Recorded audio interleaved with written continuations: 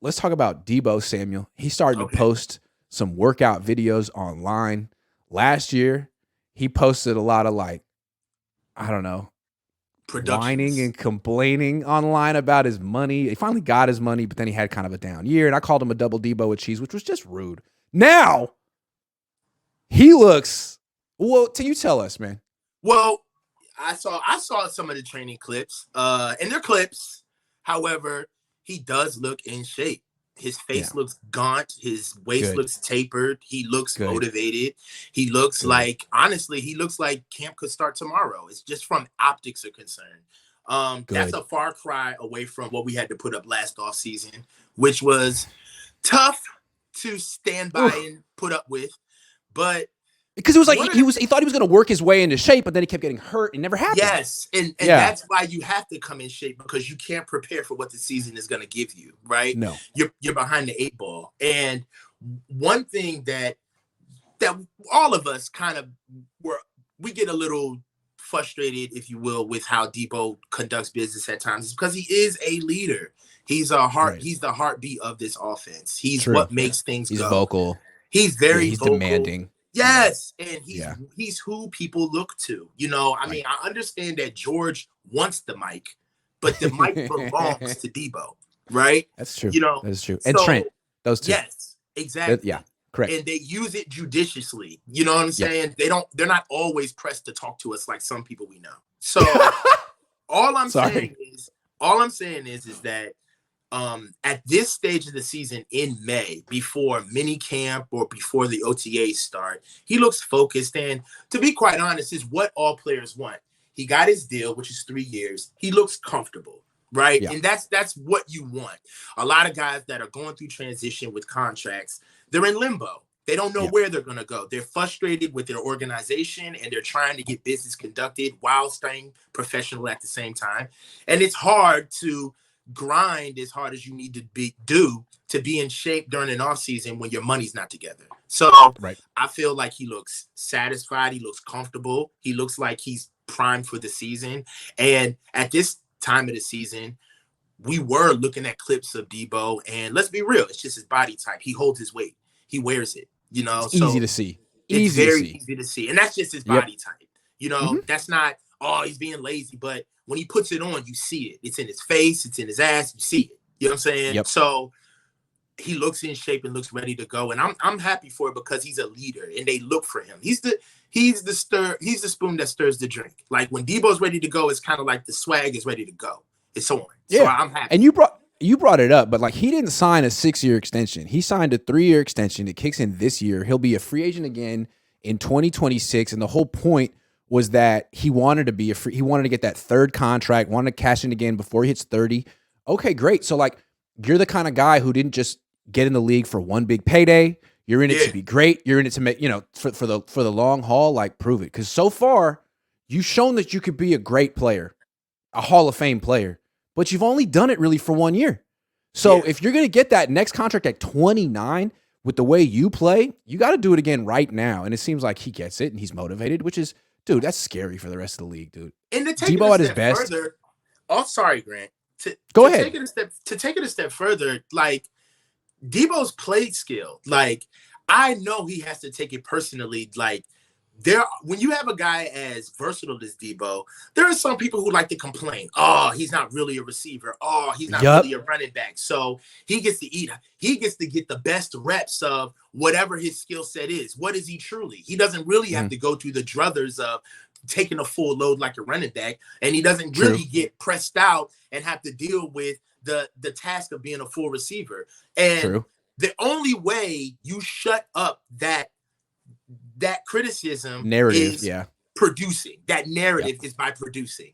Yep. And if Deebo does, the people who are of that narrative are all saying that Deebo is not going to get a second contract.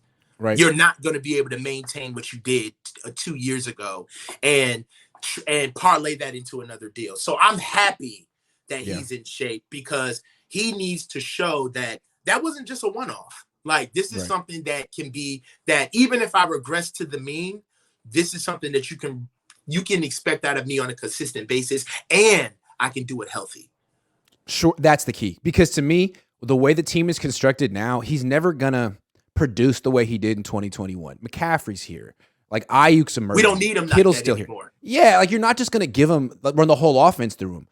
So he could always make that excuse like I did. Like, look, we're a run first team, and there's a lot of mouths to feed. But if he can't stay healthy, he's not going to get a big third contract. And if he doesn't put in the work in the offseason, he's not going to stay healthy. So he seems like he's taking the right steps. And again, that's really scary for the rest of the league because when he's on and he's the Niners' best player, really hard to beat the 49ers. They're really hard to beat in general.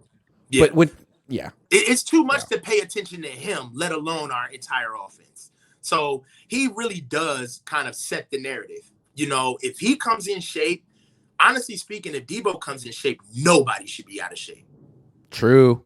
And last year, I really felt like every time the Niners gave him the ball, it was almost a favor to the other team with a few splash plays as the exception. Like, man, I mean, it was either a catch within a few yards of the line of scrimmage or a run that everyone saw coming or a drop. Yeah. I mean, his productivity was terrible. His efficiency was terrible. The quarterback rating when targeting him was like 70 something, whereas everyone else was through the roof.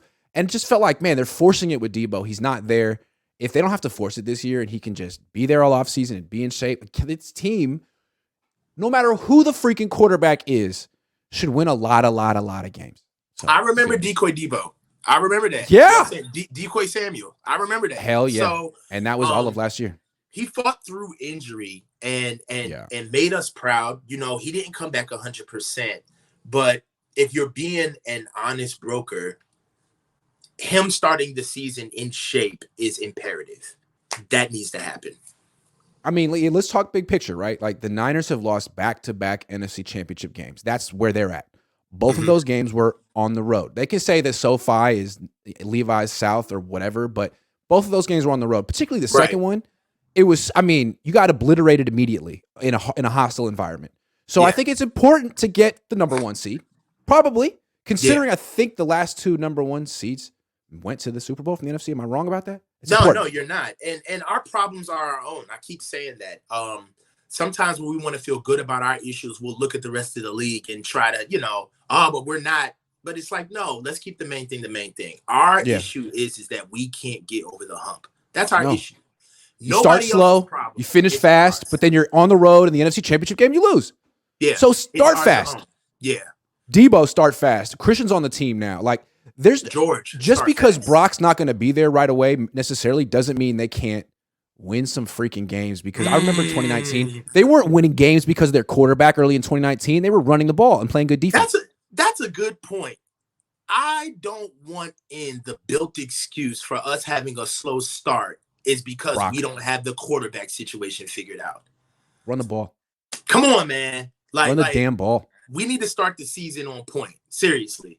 Because that's our calling card. We start slow, then we go on a run, then we have some type of mid-season, midlife crisis where we either trade for a guy or have to switch something up, a la Deebo moving to running back or us going to get Christian. Don't do that this year. Don't. Hit the ground running. Yeah. And it wasn't just the offense that sucked early last year. Like, they gave up 20 points to Chicago in week 1.